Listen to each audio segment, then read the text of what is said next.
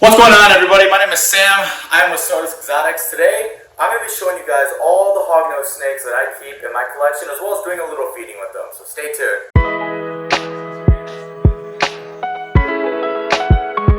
Alright guys, so moving on to my first hognose snake. I'm also doing a little bit of spot cleaning as well as changing out the water, so I'll be filming a little bit of that as well.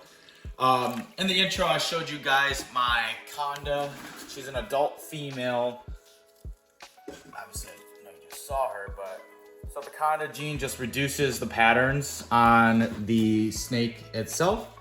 I got her back in November, and I tried breeding her this year. We didn't have any success, but I was kind of expecting that, so I'm not too worried about it. So we will be going ahead and pairing her up again next season and seeing how that goes. So I'm gonna give her a large frozen thawed mouse, bring her back in, and I'll show you guys the next snakes. Moving on to my next two snakes, I have a brother-sister pair here. So these are just two normals, double het ultramel. So the ultramel is a mix of the caramel gene and the albino gene. So I think that's the female there. I got the male hiding somewhere down here. I ended up getting those two out of doing a donation for someone who had passed away in the reptile hobby. And there she is, coming out right now. You can see his head popping out there. But yeah, so I got those just out of doing some donations and stuff. So they have been doing pretty well here.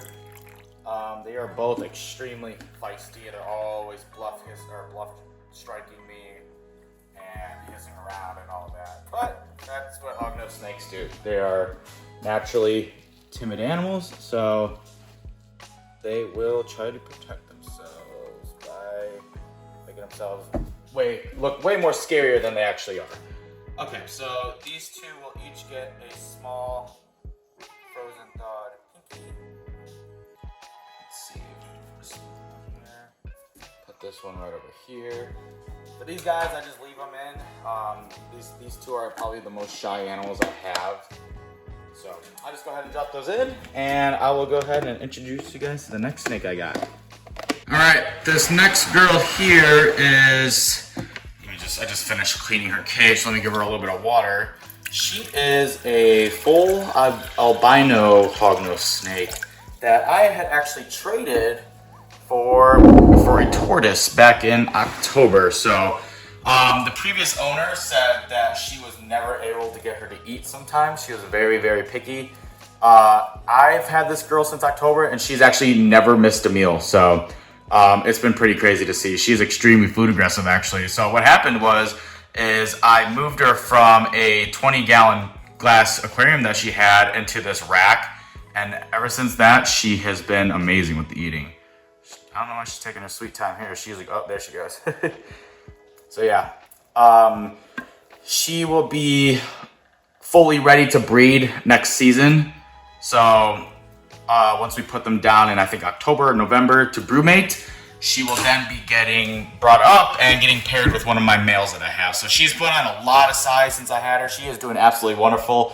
Her and my Conda female have never ever missed a meal, as I mentioned. So yeah, I'm hoping to see her produce some eggs and some offspring here by next year. My next little guy here is just a normal, oops, shake the whole thing up, but he's a normal possible het albino.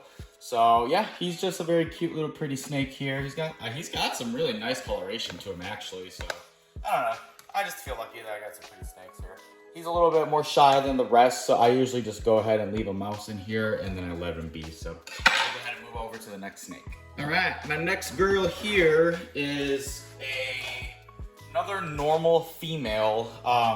This last shed that she had, though, was the most incredible color change I've noticed in her. She almost looks like she's an Arctic, but she's not. She's a normal. But you know, I'm really happy because she's got this really, really, really nice coloration on her. Like this vivid, just you can see just the change, the saturation almost, or the difference in the color. I think it's awesome. She's cool. I'm thinking she may be big enough to breed next season. I will have to measure her and find out. But again, I'm not 100% sure. That's okay with me. So I'll go ahead and give her a little mouse. She's a pretty good eater. She's missed a couple of meals, but she's been a really good eater for me. All right, we'll move over to the next snake. All right, last but not least, we have my male. He is a, if I can get him out of here, he is a Super Conda, 66% het snow.